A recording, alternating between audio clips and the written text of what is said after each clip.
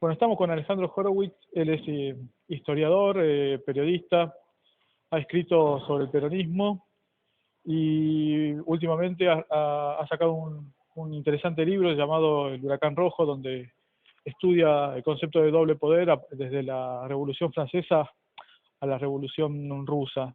La idea es charlar un poco sobre la situación que está viviendo Latinoamérica y en particular Bolivia. Él también ha escrito un libro muy interesante sobre los golpes de Estado en nuestro país, y justamente a partir de eso y del debate que hay en la intelectualidad o en la academia también de nuestro país acerca de si lo que ocurre en Bolivia es o no un golpe de Estado, queríamos charlar con vos. Así que esa es la primera pregunta, Alejandro. Bueno, en general se trata de casi un tecnicismo político provocar la caída de un gobierno por un método no constitucional, no parlamentario. Se asimila un golpe de Estado más allá del uso explícito, implícito, relativo de la fuerza. Los golpes de Estado pueden tener las características del golpe del 30, esto es un golpe que se hace con una pequeñísima minoría militar, en ese caso los cadetes, o puede ser un golpe que se hace como en el 76, donde todo el ejército está encolumnado, las tres fuerzas armadas están encolumnadas bajo las banderas de los golpistas. Es innegable que las situaciones políticas no son equiparables en una caso a la otra, pero eso habla más bien de la naturaleza de la crisis militar. Pero lo más importante para entender en un golpe de Estado, y sobre todo para entender en un acto de fuerza para derrocar un gobierno, es precisamente qué es lo que lo hace posible.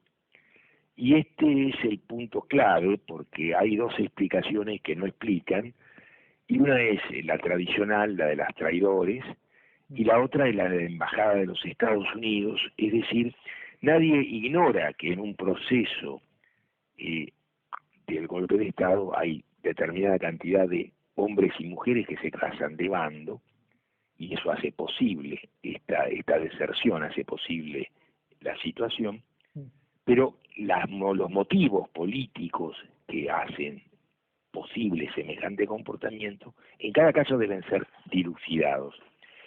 Y que el poder antagónico a los gobiernos populares actúa como actúa, siempre está presente la traición, siempre está presente la Embajada de los Estados Unidos, o relativamente presente, no explica de ningún modo el problema. El primer punto de un golpe de Estado, el primer punto de un gobierno derrocado por la fuerza, es que hay un proceso de descomposición política o de agotamiento político, y esto debe ser el primer término que debe precisar el propio campo, porque de lo contrario, más que explicar algo, es simplemente la negativa a hacer semejante análisis. Esto es un derrotismo implícito que no permite nunca evitar ni poner coto, ni defender ninguna democracia plebeya.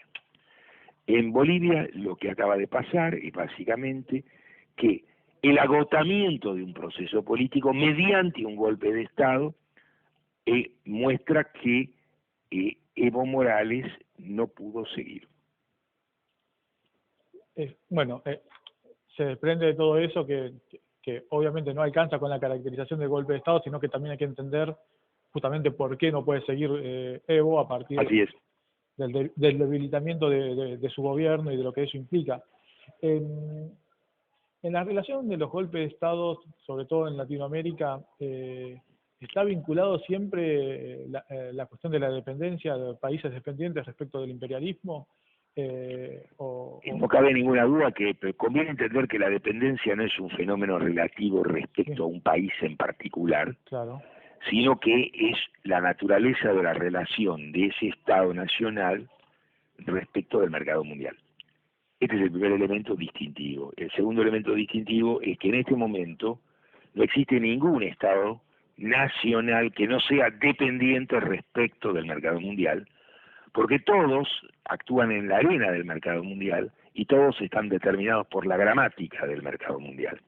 Salvo China, que es el último país que tiene política nacional y cuya política nacional y la política del mercado mundial prácticamente son una misma cosa, queda sumamente claro que ni los Estados Unidos pueden evitar esto, y basta entender que el intento frustrado o a media frustrado del gobierno de Trump de enfrentar la política comercial del mercado mundial, la famosa guerra comercial, lo hace sino saber hasta qué punto los propios Estados Unidos intentan establecer mal ciertas barreras defensivas que en última instancia el mercado mundial destrozará y pondrá fin, porque esa es la lógica general del funcionamiento sistémico. Alessandro, este golpe de Estado que se produjo en Bolivia, ¿vos lo podés comparar con algún otro golpe clásico en Latinoamérica o en nuestro país, o tiene características muy singulares? Mira, en general las comparaciones tienen algo de verdadero, esto es, los golpes de Estado son obviamente comparables entre sí, porque hay un fenómeno que conviene entender, que es la gramática del golpe de Estado, y que es el momento en que el partido del Estado y el partido del gobierno que ejecuta el programa del partido del Estado entran en crisis. Y en consecuencia, cuando no hay ningún otro relevo parlamentario posible, allí es cuando sucede el acto de fuerza que resuelve esa crisis que no tiene solución parlamentaria. La crisis política boliviana es una crisis muy particular porque nadie sabe todavía cuál va a ser su desenlace, más allá de cómo viene transcurriendo, porque no queda claro si va a haber un proceso electoral que va a saldar en definitiva esta crisis, si este golpe de Estado circunstancial o este acto quebradizo logra o no estabilizarse, si los enfrentamientos que tiene el gobierno, llamémoslo así, golpista, lograrán ser un punto de recomposición del bloque de clases dominantes, o si este tembladeral sigue y desembocamos lisa y llanamente en una guerra civil. Todos estos elementos están presentes en la crisis boliviana y de ninguna manera es posible saber ya en qué dirección termina, porque todo el tiempo hay negociaciones que dan una posible salida, digamos, electoral, y en tal caso veremos en qué desemboca y si la salida electoral constituye o no un punto de relativa estabilidad. La densidad y las condiciones de fluidez política de la crisis boliviana son absolutamente inéditas y muestran la particularidad de un proceso por el cual, tal cual estaba con Evo, no era posible seguir, y al mismo tiempo sin Evo es imposible gobernar. Y en esas condiciones tan particulares vemos la escena política del día de mañana. En la ciencia política liberal se ha puesto mucho en relieve, sobre todo a partir del juicio político a Collor de Mello en Brasil, cómo, digamos, las democracias capitalistas en Latinoamérica han logrado resolver crisis política sin salirse de los rieles constitucionales. ¿Vos qué relación podés encontrar entre los golpes de Estados y, digamos, los juicios políticos? No sé si se entiende la pregunta. Sí, claro. La relación es la crisis política. Claro. La salida de la crisis política depende, entre otras cosas, de las relaciones de fuerza. Y las relaciones de fuerza dependen de cómo los distintos segmentos de la sociedad son capaces o no de conformar alternativas posibles de gobierno. El secreto de la crisis de Collor de Mello es que Collor de Mello no era exactamente un gobierno popular, claro, sino era un gobierno que tenía una mayoría circunstancial parlamentaria en un país donde un partido nacional difícilmente gobierne más del 20% del Congreso. Claro, sí. En consecuencia, en una estructura cuya descomposición política e institucional arranca del vamos, en términos donde ningún poder ejecutivo puede, sin corromper el Congreso, gobernar, pues bien, creer que ese es un orden político que tiene relativa estabilidad es simplemente una engañapichanga que las formas permiten reconocer como democrático, porque democrático de la perspectiva puramente liberal quiere decir legal. Todo lo que es legal es democrático, todo lo que es legal es justo y todo lo que es legal es según el orden político vigente. Ninguna de estas tres cosas son ciertas y ese es el problema. Como para ir cerrando, ¿cómo ves el panorama político internacional a nivel mundial, pero sobre todo en Latinoamérica? Todo parece indicar que estamos entrando en una nueva etapa. Acá lo que ¿no? queda claro es lo siguiente. Sí. Lo que queda claro es que un sistema de dominación entra en crisis en el momento en que los que quedan afuera y buena parte de los que están adentro tienen condiciones invivibles.